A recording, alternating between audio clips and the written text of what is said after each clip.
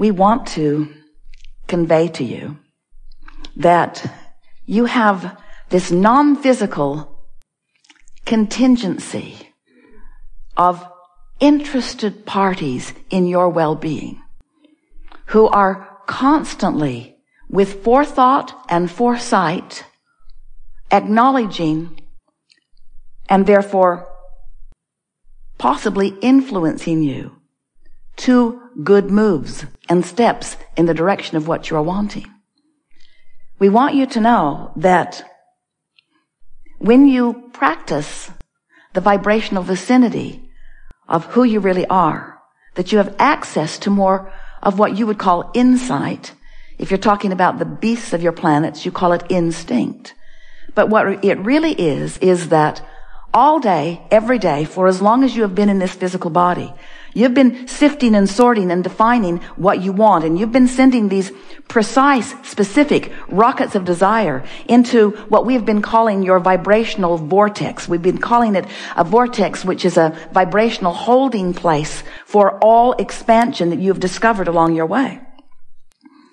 And so, the source within you, and we are including your inner being and those dearly departed who know of you, who are interested in what you are doing. This cadre of non-physical interest and love and attention that is focused upon you knows who you are in terms of what you've become, what's in your vortex, and all the things that you lived in order to put it there, and most important, where you stand right now in any moment in vibrational proximity to it. In other words, in maybe easier to understand words, we know where you are in relationship to what you want. We know what you want and where you are in relationship to what you want. We know what the path of least resistance is to lead you from where you are to what you are wanting. And we are always aware of where you stand in relationship to it, and always giving you loving guidance in the form of influence or clues, sometimes so vivid that it just knocks us over that you miss it. Vivid, clear clues, path of least resistance guidance to help you to get from where you are to where you want to be on every subject that is important to you all day, every day, no exception. And that's what we call the art of allowing. You preparing yourself vibrationally so that you don't miss the clues, because they're there all day. When you establish a vibrational pattern, usually by virtue of something that you've been observing, that vibrational pattern forms a point of attraction. Recently, we've been calling it your emotional grid. It's like the grid or the framework of a building that's going to fill in with more details. But it's an emotional, vibrational grid that is the framework. You walk around in it, it's your point of attraction. And then that grid fills in all day, every day, with things that match the grid, all kinds of manifestations. We want you to feel the power of this grid that is within you, and we want you to recognize that your emotions are always your indicator of what you've been doing, especially lately, with your emotions. And your emotions are coming in response to what you've been thinking, what you've been giving your attention to. So the source within you is aware of who you are and what you want and where you are in relationship to it. But the source within you is only focused upon, and by source within you is such a broad label to define all of us non-physical interested parties in your well-being. You see, most of you don't get that. You haven't been focused upon all of this non-physical help that you have. Sometimes it takes someone croaking in order to get your attention.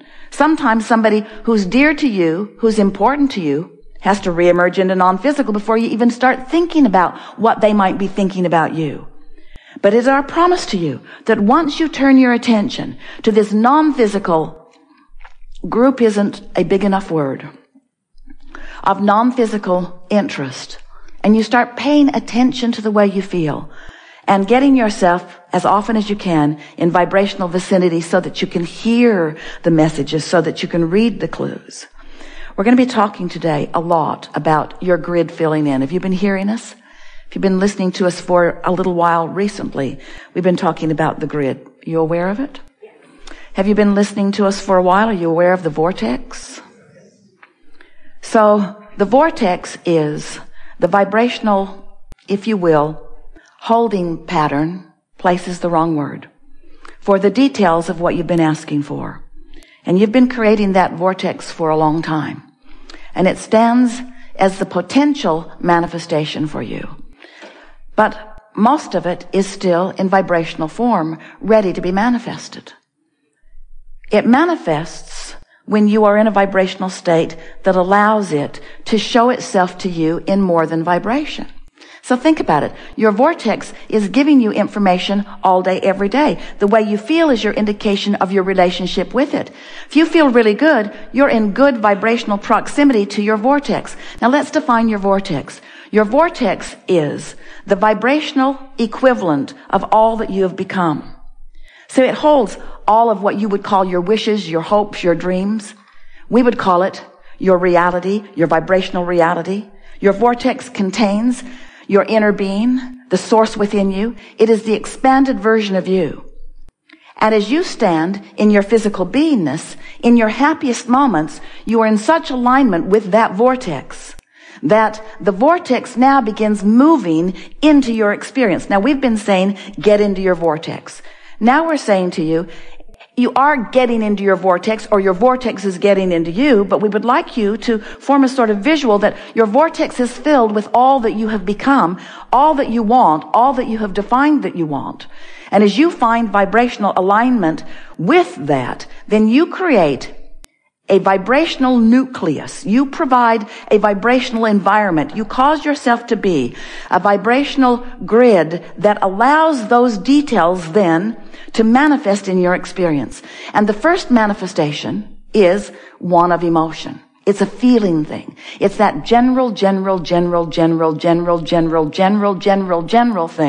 that we are calling emotion. Emotion is about as general as it gets. Because in emotion, you're feeling. Have you ever felt something so powerfully and you want so much to convey what you're feeling to another with clarity enough that they can hear it and understand it, but you just can't find the words, but you really know how you feel. You know so clearly how you feel. You just can't put it into words. Well, we don't want you to try so hard to put it into words. Just rest with the general feeling, because as you rest with that general feeling, more will fill in. Then words will begin to come. And then ideas will begin to come. And then rendezvous will begin to come. Everything that happens in your experience is a rendezvousing with something experience. We just want to point out to you in this art of allowing environment that if you will put more emphasis upon the one thing that you have control over, and that is your personal relationship with your vortex. And if you are consciously aware of the contents of the vortex, and you are consciously aware of the power of the grid, now you've got everything that you need to put it all together.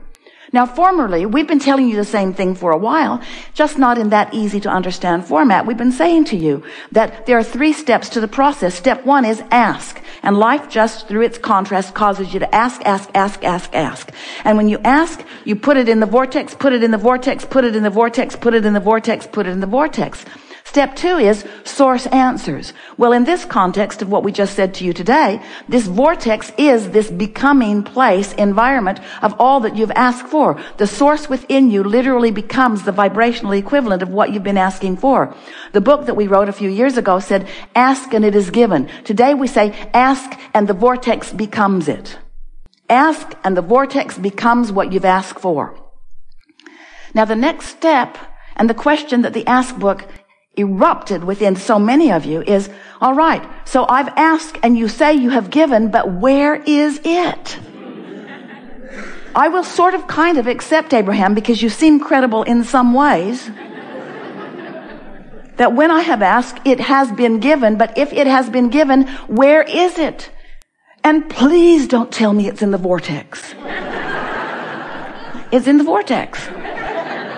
It's in the vortex, but the question is, how do you get it out of the vortex and into your experience?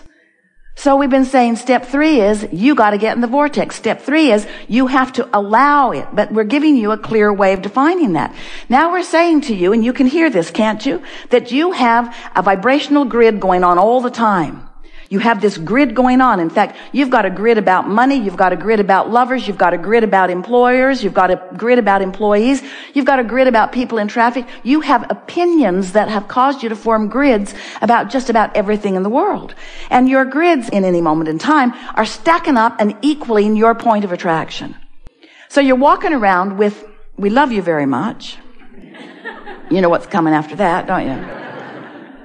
You're walking around with sloppy grids.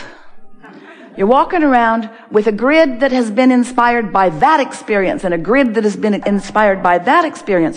So you've got all of these reactionary grids going on that are then affecting your relationship with your vortex. And so we want you to stop reacting so much to what's going on. You may have, if you've been listening to us for a while, and some of you have, you may remember us saying to you that most people offer most of their vibration in response to what they're observing.